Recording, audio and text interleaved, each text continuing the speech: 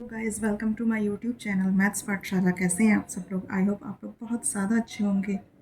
हमारा next question है, निम्नलिखित हलों में कौन कौन समीकरण के हल हैं और कौन कौन हल नहीं है। समीकरण हमारा क्या दे रखा है, x minus 2y equal to 4। तो हमें क्या बताना है, हमें ये जो हल दे रखे हैं इनको इसमें पुट करना है और बताना है कि कौन सा इसका समीकरण का हल है कौन सा नहीं है।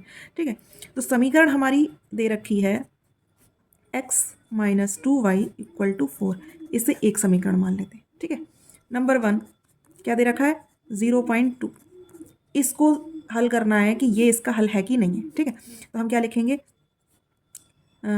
समीकरण एक में x बराबर 0 रखने पर, क्यों रखेंगे x बराबर 0, क्योंकि ये पहला वाला 0 होता है और ये दूसरा वाला y, मतलब सॉरी ये पहले वाला जो होता है x होता है, दूसरे वाला y होता है, भुज और कोटि। ठीक है, तो ये x की वैल्यू है यानी x बराबर 0 है, तो y की वैल्यू 2 आनी चाहिए। अगर 2 वैल्यू आ गई तो ये समीकरण का हल है, y की वैल्यू 2 नहीं आई तो समीकरण का हल नहीं है। तो x की 0 रख देंगे हम वैल्यू, समीकरण एक में 0 माइनस 2y इक्वल टू 4, तो हो जाएगा माइनस के 2y इक्वल टू 4 और y की वैल्यू हो जाएगी माइनस के 2। ये माइनस इधर चला जाएगा और 2 दूनी 4 कट जाएगा, y की वैल्यू माइनस 2 आई, 2 नहीं आई है ना।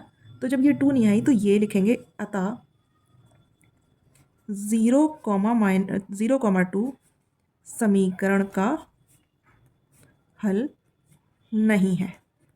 ठीक, अब हमें देखना है कि ये सेकंड वाला 2,0 क्या इस समीकरण का हल है। चलिए सेकंड वाला करते हैं,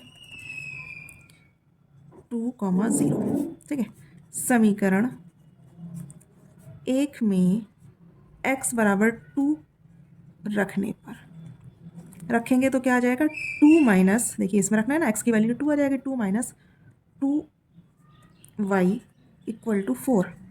अब ये 2 है इधर जाएगा, माइनस के 2y equal to 4 minus 2, minus के 2y इक्वल टू हो जाएगा, 4 में से 2 जाएगा, 2 बचेगा और y की वैल्यू हो जाएगी माइनस के 1, क्योंकि माइनस इधर चला जाएगा और 2 एकम 2। ठीक है, एक बार में कट जाएगा, तो y की वैल्यू क्या आई, -1 आई। यहाँ पर है 0, तो क्या ये समीकरण का हल है, नहीं है। तो लिखेंगे अतः 2,0 समीकरण का हल नहीं है। समीकरण का हल ये तब होता, ये पहले वाला हल तब होता जब 0 रखने पर y की वैल्यू 2 आ जाती, नहीं आई, समीकरण का हल नहीं है।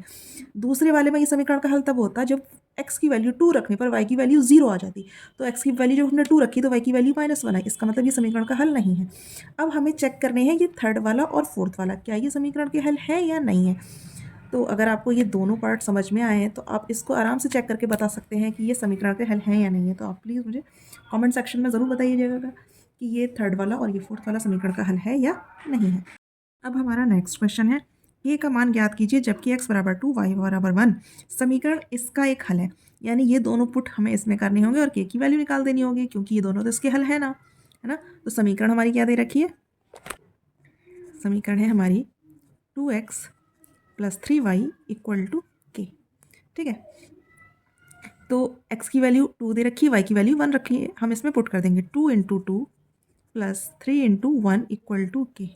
एक्स की वैल्यू 2, y की वैल्यू हमने 1 डायरेक्ट पुट कर दी। ठीक है, 2 दूनी 4 हो जाएगा और ये हो जाएगा 3 एकम 3 और बराबर के, यानी 7 बराबर के, 4 और 3 7 हो जाते हैं ना जोड़ के, तो हम इसे लिख सकते हैं या के बराबर 7, पलट के ऐसे लिख सकते हैं। तो के की वैल्यू हमारी क्या आ गई, 7। और हमें के का वैल्यू तो पूछना था कि के का मान ज्ञात कीजिए जबकि ये दोनों इसके हल हैं। तो हमने जो हमारी समीकरण दे रखी थी उसमें हमने एक्स और वाई के मान पुट करे और के की वैल्यू निकाल दी। ठीक है, तो आई होप ये वाला क्वेश्चन आपको समझ में आया होगा।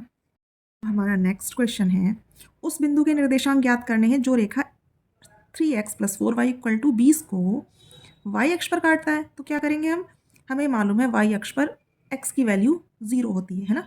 तो जब x की वैल्यू 0 होगी तो y की वैल्यू निकल आएगी और x और y दोनों निकल आएंगे, है ना।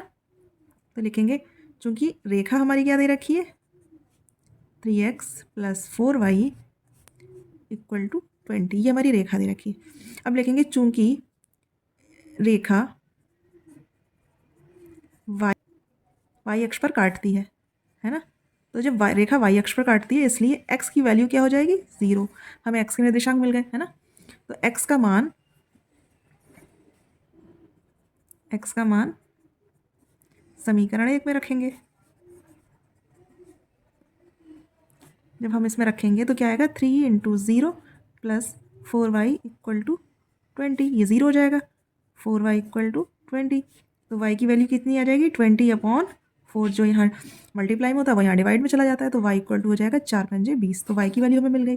तो हमें बिंदु के निर्देशांक मिल गए हैं ना, बिंदु मिल गया, x भी मिल गया, y भी मिल गया, तो इसलिए बिंदु के निर्देशांक क्या हो जाएंगे, x, y होते हैं ना, यानी कि 0,5 हमारे निर्देशांक हो गए।